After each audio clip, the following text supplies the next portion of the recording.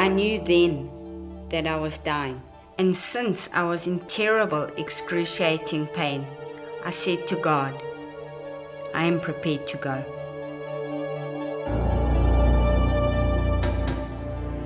Janet Brand, prophetic pastor, traveling minister, and TV evangelist, was diagnosed with a life-threatening disease called Guillain-Barré syndrome.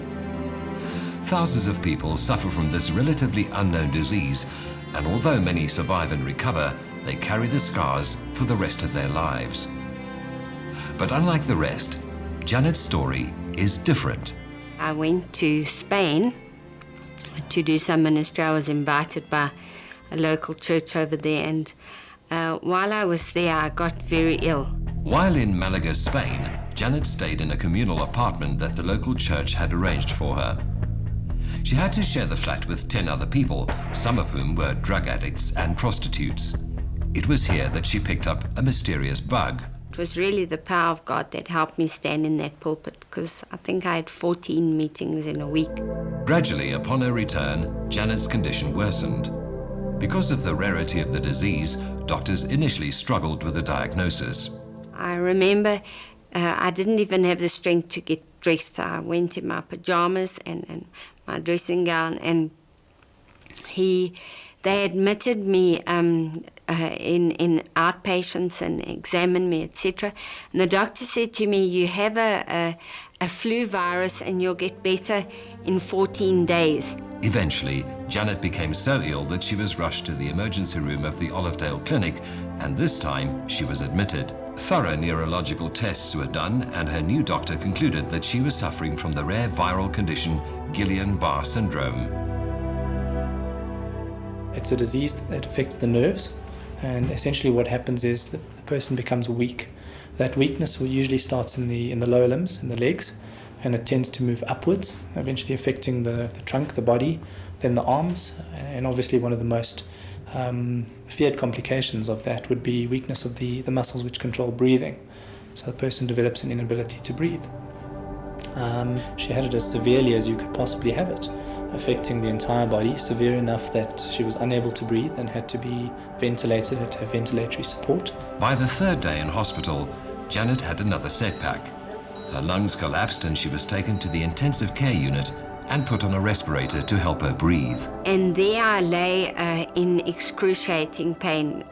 Let me describe the nature of this disease. Is that it attacks, it's a virus that attacks the outer sheath of the muscle, being the myelin sheath, the nerves of the muscle, and because it's not treatable with antibiotic, they could put me on very few painkillers because they were concerned about my nerves, that this would affect my nervous system. I wasn't able to talk properly eventually.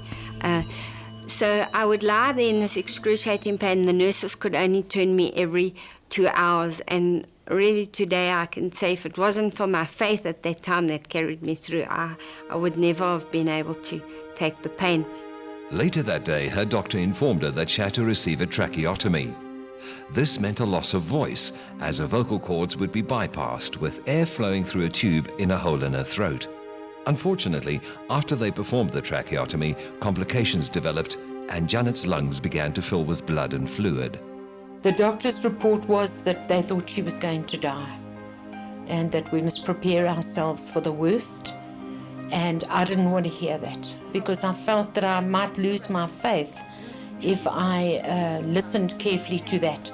So I just said, I don't want to hear, I want to just keep in the word. At this point, Janet was still paralyzed from head to toe. She couldn't talk and could barely move her eyelids in response to people when they visited her. It was impossible to tell anybody when she was in pain or needed help.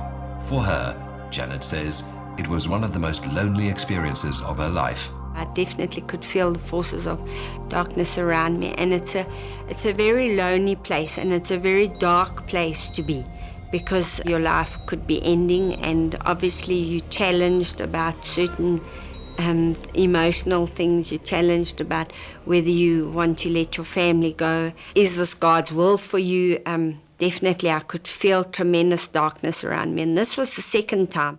Janet had to go back to the operating theatre in order to fix her problems with her tracheotomy. When I went to see her the day that they intubated her, I was very concerned for her life, and even after that, I went to see her every second, every third day, and I had my doubts. Even though we had prayed and trusted God for a miracle medically, I felt very worried at times that she wasn't going to survive.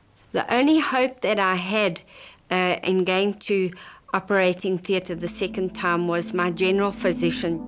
There she stood next to me and she prayed, and I couldn't feel or see much. Obviously, I could feel tremendous death around me, but all I saw was her winter coat. It was during July, and it was a red coat.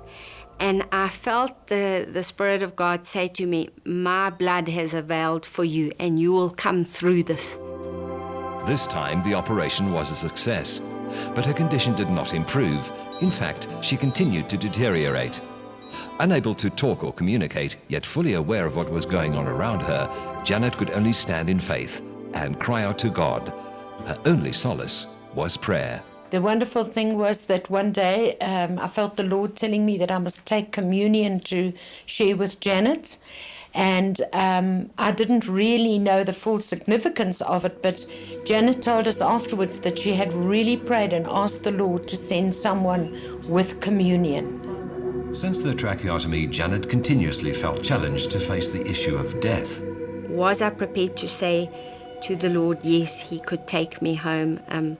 Was I prepared to give my all to him and say, yes, I would lose my family and give up my career, my ministry? And as many times as I was praying and I was just seeking God and he was challenging me about this, I would see my family before me, their faces before me, and their tears and things like that. And it was a very hard decision.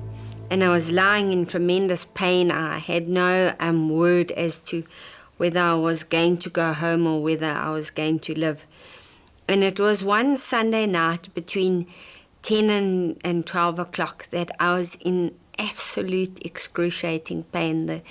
The ward, ICU ward, was very, very still. And it was as if I had a visitation from God. And he said to me, what do you want to do?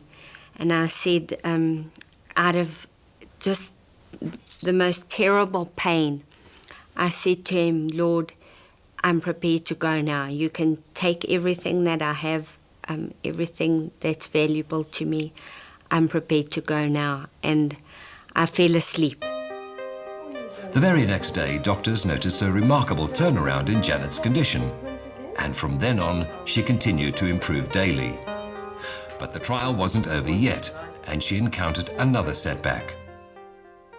It was one Monday morning that they were turning me and they were bathing me.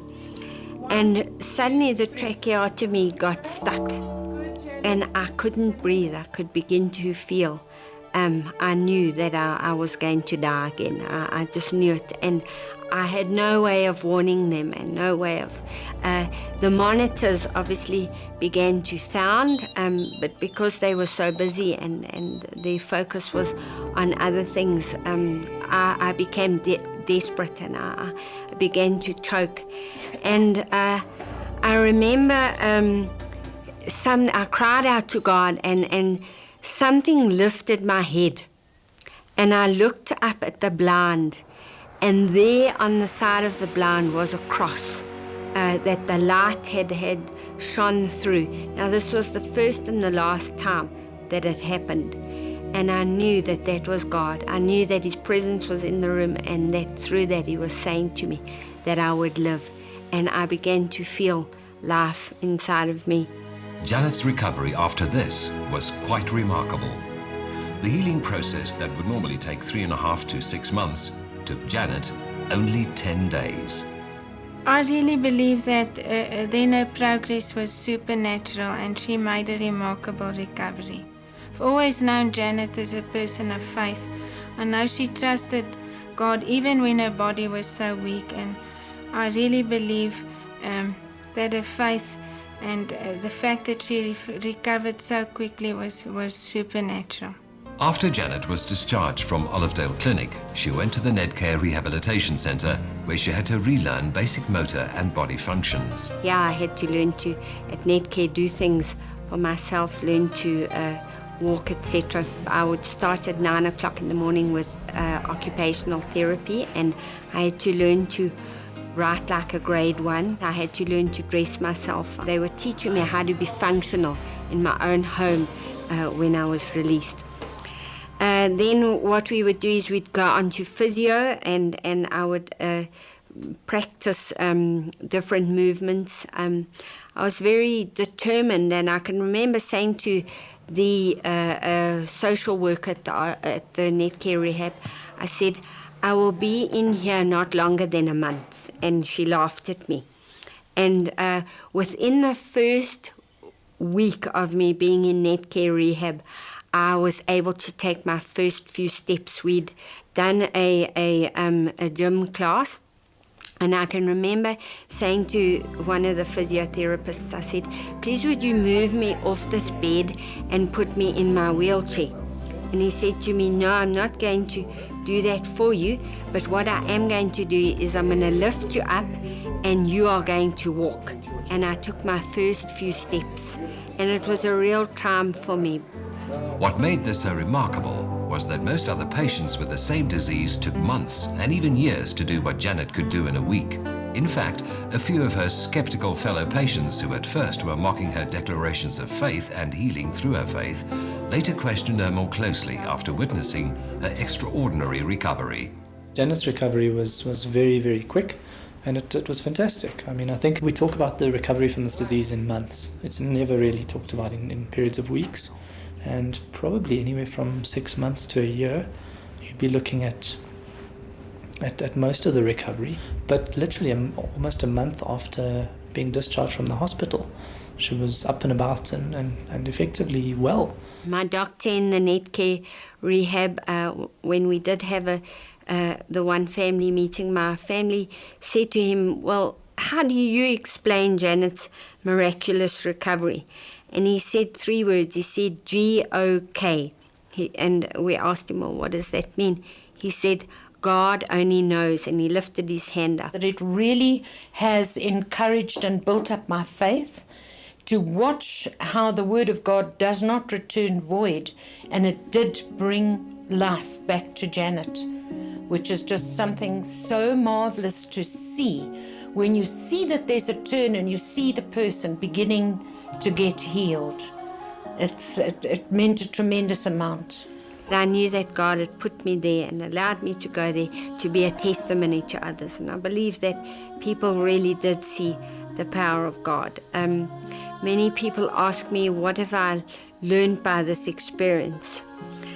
As a believer, I can say I've learned that our life is not our own, and that we have a certain time span on this earth. We do have a mission, we do have a purpose, and like Paul said, I die daily, and with my experience, I truly died in every sense of the word, and God has been just so tremendously faithful, and I can say that I've learned to depend on my God, and that His word is true.